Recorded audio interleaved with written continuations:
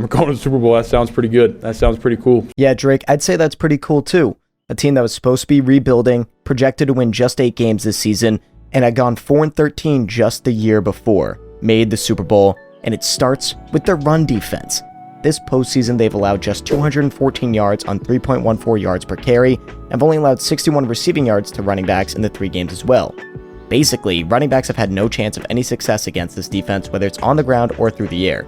The guys just swarm to the ball, and elite defensive tackles take out multiple blockers on a play-by-play basis, helps everybody else, like Robert Spillane, get to the back early and stop them for minimal or no gain. But it's not just because of those 3 guys. There's other pieces that have to come in to play and made plays on the ball, like Khyiris Tonga, who had this amazing stop. It's just pure manpower here. No crazy scheme from Zach Kerr like I talked about a couple weeks ago.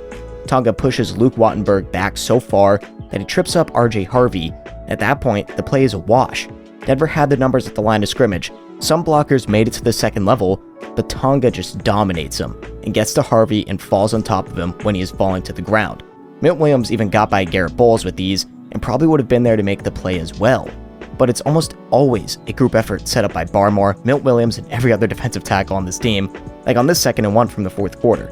I want you to look at Christian Barmore on this play. He doesn't get the stop, but he sets up the stop for the defense. Off the snap, Barmore pushes the center back in this zone scheme, where he's just trying to block Barmore for enough time for RJ Harvey to get upfield, and he'll move to the second level.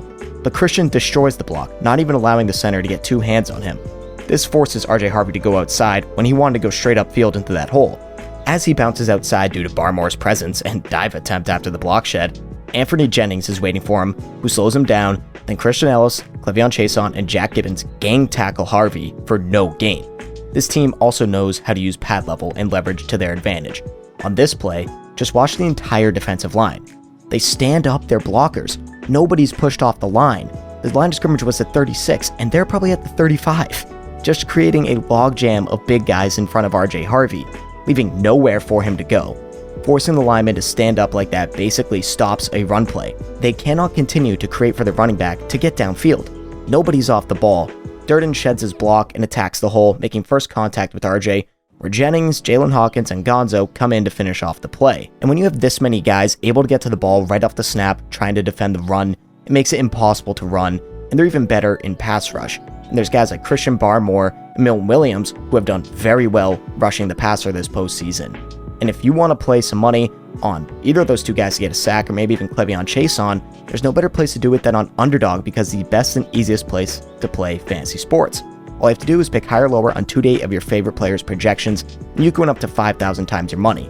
They're going to have a ton of promos for the big game.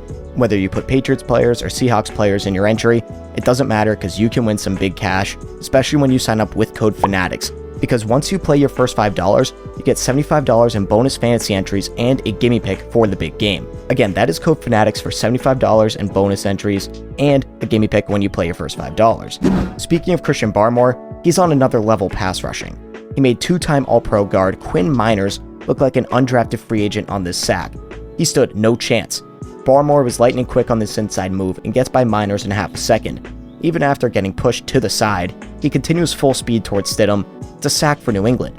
This one has no crazy analysis, but when Milt Williams took up the center on the double team, all Barmore had to do was win the one-on-one. And again, this is against a all-pro guard. It's not easy, but he made it look like child's play. And Stidham was staring down 315 pounds of pure man running straight at him. There's nothing you can do in that situation except take it. And Seattle doesn't have the best interior offensive lineman outside of Gray Zabel. Anthony Bradford, say what you want about PFF grading, but this is just insane. Had a 3.1 pass blocking grade against the Rams. That's the lowest number I've ever seen. The defensive tackles made Miners look bad, a 2-time All-Pro, with a 27.7 pass blocking grade, and he allowed 6 pressures, tied with Bradford for the most this week.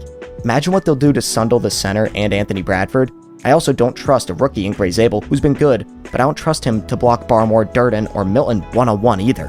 For everyone saying the Patriots before the AFC Championship had not gone up against an offensive line, you would be right. The Broncos have one of the best in the league, but guys like Milt Williams had 8 pressures in this game. Barmore had that sack, and on just 12 pass rushing snaps, Corey Durden had 2 pressures. Darnold is going to have to run for his life from this interior pressure, and the edge guys can clean up for him as well. And outside of the defensive tackles, there's guys like Craig Woodson, the safety, who has been playing out of his mind this postseason. He's the third highest graded defender against the run at 88.1, yes, amongst all positions in the playoffs, and is third amongst all DBs in coverage grade at 85.3. This defense has been on another level in these playoffs because of the stars, but also because of guys like Woodson, Spillane, Durden, Ellis, and everybody else. The group effort for just pure domination from every level of the defense has been a joy to watch. When Milton Williams, Robert Spillane, and all them are healthy, teams average just 76 yards per game rushing the ball. It's insane, but it's not just the run defense. Despite the one play to Marvin Mims early in the game, the Patriots' pass defense on throws 10 or more yards down the field has been elite.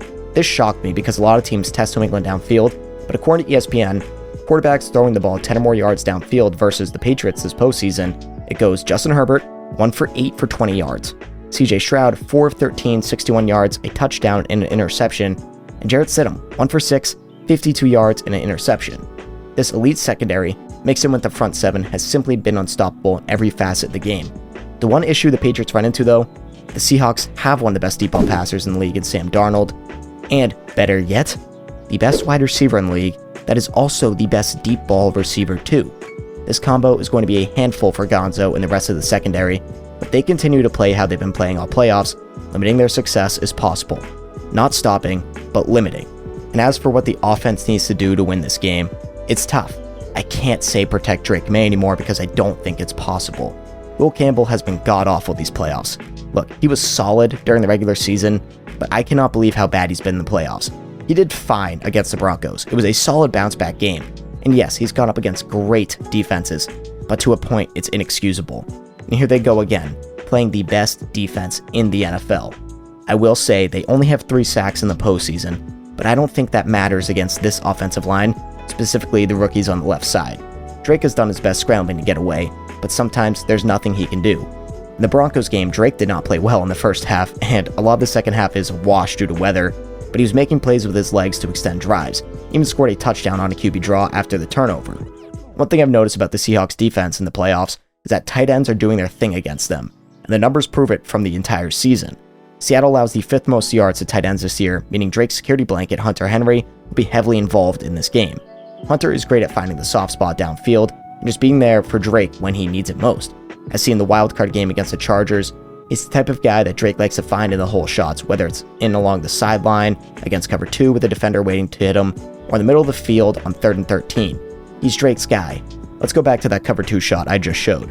This is the ball that Drake has been best at all season, hitting it multiple times to guys like Hunter Henry and Kayshon Boutte, and when Hunter turns his body outside after his cut, Drake is already winding up to throw. Leads the ball to the outside so no defender can make a play on the ball as Tony Jefferson was already coming in. This isn't an easy catch. Hunter knows he's about to get hit. It's up high by the top of his helmet, he's not able to use his body to secure it, and once he grabs it, he gets hit immediately by Tony Jefferson, absolutely demolished. It was an amazing catch by the reliable veteran, and a first down for the Patriots. It's plays like this that will help the Patriots win this game, beating the soft spots and zones, moving the chains for the offense. And Josh McDaniels has been calling solid plays in the playoffs. While I disagreed with a few calls in the Broncos game, like the direct snap to Ramondre, maybe that's just hindsight because it wasn't a clean snap. Overall, McDaniels has been pretty good. The one thing I will say is he cannot get too conservative versus Seattle.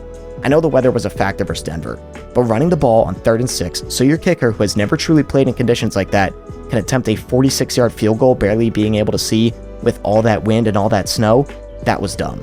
But he drew up 2 great plays for Matt Collins in Denver.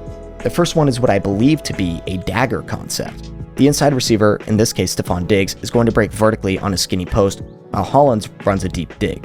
Why this works is because Diggs, going on that vertical breaking route, takes up the hook defender Talanoa Hufanga for a split second, which is enough time for Drake to find Hollins while going through his reads.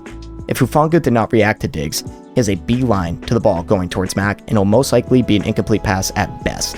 But Talanoa reacts to Stephon for a tiny bit of time, giving Drake the window to drop it into Mac's chest, and it's a perfect ball, and the Patriots convert a 3rd and 13. He didn't lead the ball at all, he put it right on Mac, which is the only spot that it would have been safe for him to throw it to, an easy first down. And while I hate flea flickers, because so many things can go wrong, it worked against Denver, and that's all that matters. And it's a simple reason as to why. Matt Collins is one of, if not the best run blockers at receiver, so when he locks up with PJ Locke, he and Riley Moss were just assuming it was a run play, but he disengages right when Drake gets the ball back in his hands. By that point, it was over. Riley Moss, who was standing around doing nothing, was already out of position, and there was at least 3 yards of separation between the two once he disengages and goes for his route. Also, I want to shout out Ramondre Stevenson for being able to pick up the block right after he tossed the ball back. Moss had too much ground to cover, and Drake Greenlaw was never going to be able to get back to the ball, so Mac was wide open, and Drake drops a pearl over the 2 defenders into the breadbasket for Hollins to get the first down into Denver territory. The offense has not been great all postseason. There have been weather concerns in multiple games, all against top-tier defenses. It's been tough, but Drake and the crew have made timely plays in the clutch. Maybe they've not been able to sustain drives and secure points often, but when they need a play, they make it. Like the game-winning run that was Drake's call. Nobody on the offense knew he was keeping the ball in a bootleg, but he won the race to the sideline and sent the Patriots to the Super Bowl. The Pats are 4.5-point underdogs for good reason. The Seahawks are a great team, but they can continue to control the line of scrimmage on defense, cover downfield as well as they have, which will be very difficult against Rashid Shaheed and Jackson Smith and Jigba. And if the offense can become more consistent in better weather, but also continue their timely plays, Drake Maye, Mike Vrabel, and the rest of this Patriots group could be holding the Lombardi Trophy.